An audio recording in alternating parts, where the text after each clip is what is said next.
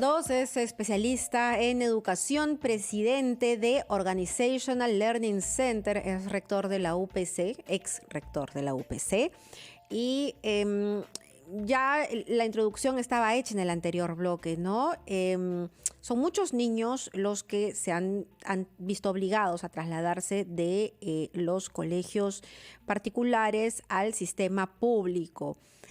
Por la crisis económica. Hay muchos colegios públicos que inclusive son mejores que los colegios particulares, pero en fin, eso es otro tema. El asunto es que cuando regresemos a la semipresencialidad, aquí la preocupación es que si el sistema público va a poder soportar toda esta migración, porque entre el 2020 y 2021 estamos hablando de cerca de, 500.000 alumnos. Señor Galdós, muy buenos días. Buenos días, Mabel.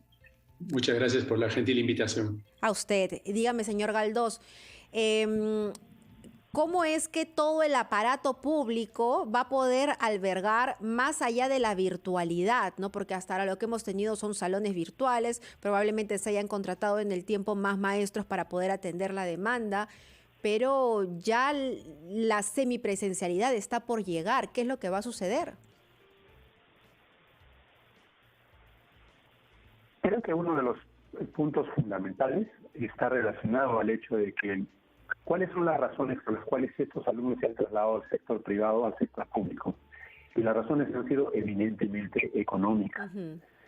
A pesar de que los ministros de turno reclamaron esto como un triunfo de la calidad de la educación pública, que era homologada por los padres y eso hacía que se trasladaran, nosotros sabemos que las razones fueron económicas. Así es. Y dentro de las razones económicas está también el hecho de que después de la crisis de la pandemia y la necesidad de pasar a un sistema no presencial hizo que muchísimos colegios, presionados por la reducción de pensiones, también cerraran. Han cerrado miles de colegios pequeños, nidos que cerraron. El ministro Benavides en su momento dijo que no era necesaria la educación inicial, que no era obligatoria, y muchos padres optaron por retirar a sus hijos de los incipientes esfuerzos de los educadores de mantener una educación inicial o a nivel por lo menos de estimulación, utilizando internet, utilizando algunos medios no presenciales. Y eso es una catástrofe que hasta ahora no ha sido medida, señor Galdós, porque finalmente son esos primeros años de aprendizaje, aprestamiento, ¿no? Los niños no aprenden a multiplicar, a dividir, pero viven en comunidad y eso los ayuda al desarrollo. Hasta ahora no se ha medido el impacto de ello, ¿no? De la educación inicial. No solamente no se ha medido, sino que no lo vamos a saber hasta dentro de bastantes años, porque es un impacto que genera una brecha que después no se puede cerrar, es inconmensurable, sobre todo en estos niños que no han sufrido la estimulación temprana, tienen un retroceso.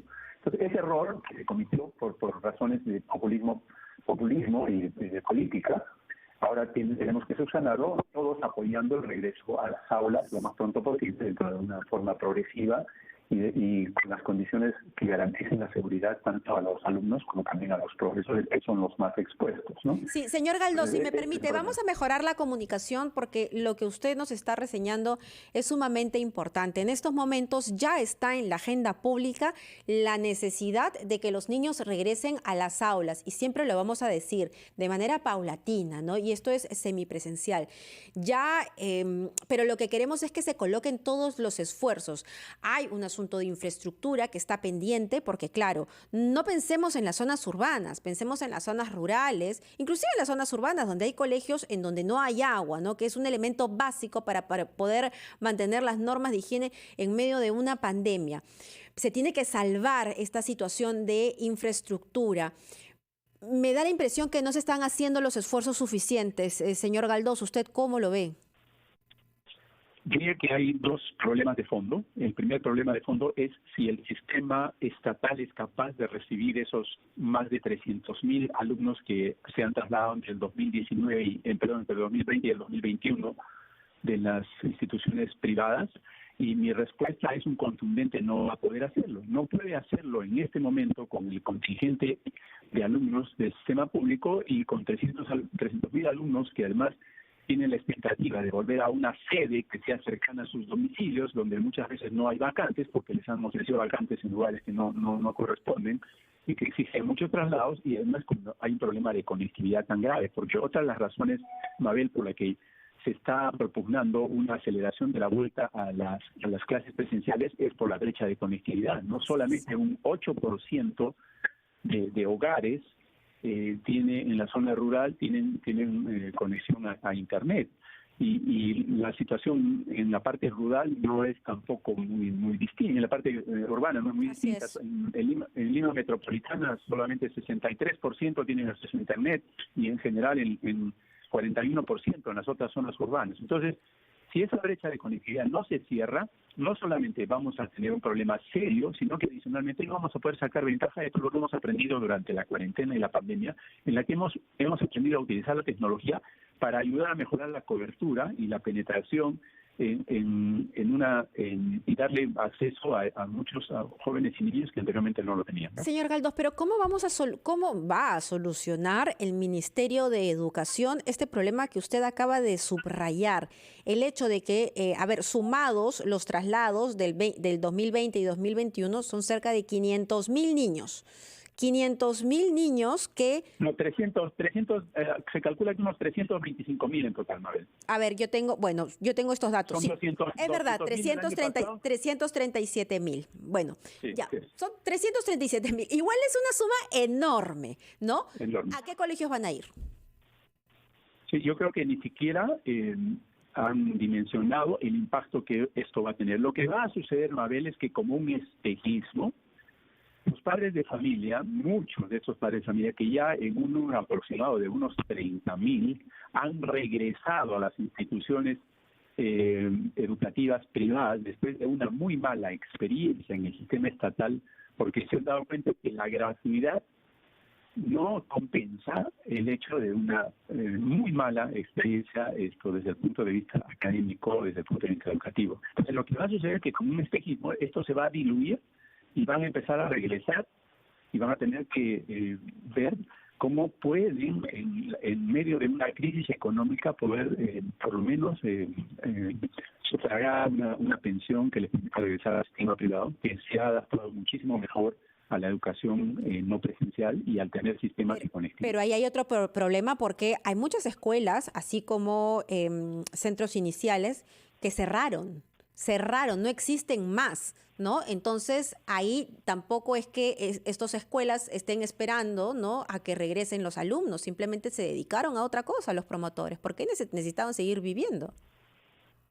Sí, sin embargo, digamos que esto no es en la zona rural no hay tanta presencia privada como para que digamos que esto es un problema de fondo. Esto es un problema en las zonas urbanas y en educación inicial fundamentalmente, sí, donde pequeños nidos o pequeños centros educativos privados y de inicial no han podido sostenerse por razones económicas, ¿no? Entonces, ahí esa es la razón de fondo y la estamos tocando ahora, de por qué se está empujando un retorno a la presencialidad lo más pronto posible para ir progresivamente acomodando a estos nuevos alumnos que por razones económicas no puedan volver a una institución privada.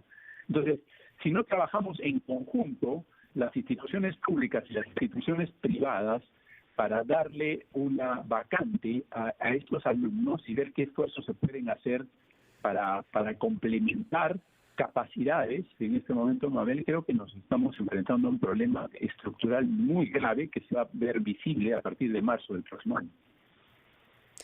Señor Galdós, le agradecemos mucho por estos minutos. El problema, como dije al inicio, es multidimensional, ¿no? Y no solamente tiene que ver con lo que pasa en casa, los padres, los cuidadores, los mismos niños, ¿no? Su estado emocional, sino también con la contraparte, ¿no?